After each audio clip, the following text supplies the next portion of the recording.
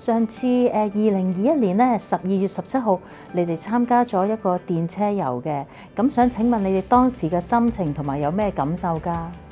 好開心啦，好似去旅行咁咯，好似去咗另外一個時空咁。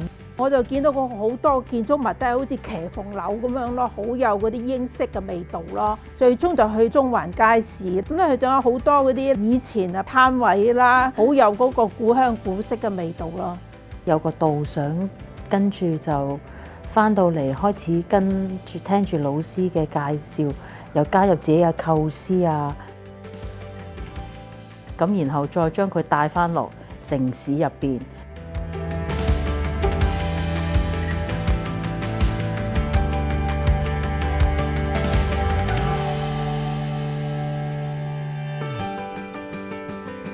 首先見到嘅電車就係全部都係我哋畫班復原人士嘅心血結晶啦，大家一筆一墨咁樣游上去啦，嗰種滿足感、成功感咯。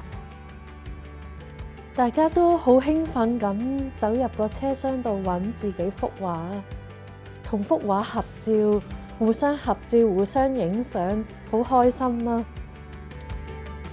我想多謝香港電車啦。首先佢幫我哋用叮叮貓呢個題材啦，印咗啲產品出嚟啦。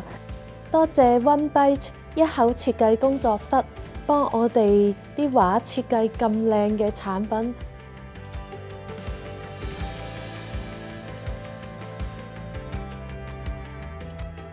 咁我就好多謝香港建築中心啦，做導賞團啦，帶我哋周遊山玩水咯，見識嗰個眼界，擴闊咗視野咯。我好多謝橙 Sir 同埋大 M Miss 咯，因為佢哋教我咗好多嘢咯，教我點樣運色，邊啲地方應該改進啊，邊啲地方有進步咯。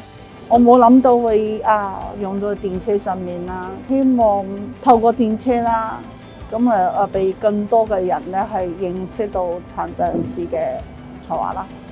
即係自己設計畫嘅畫嘅電車咧，好榮幸啦，仲有好興奮啦。希望留意到原來康復者、復原人士都能夠融入到個社會咯。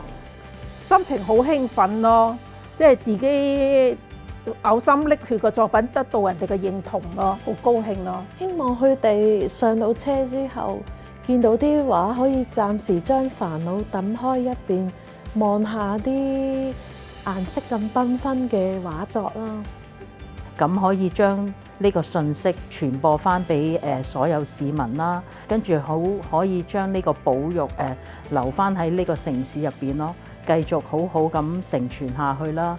因為都係香港一個好難得嘅交通工具嚟嘅。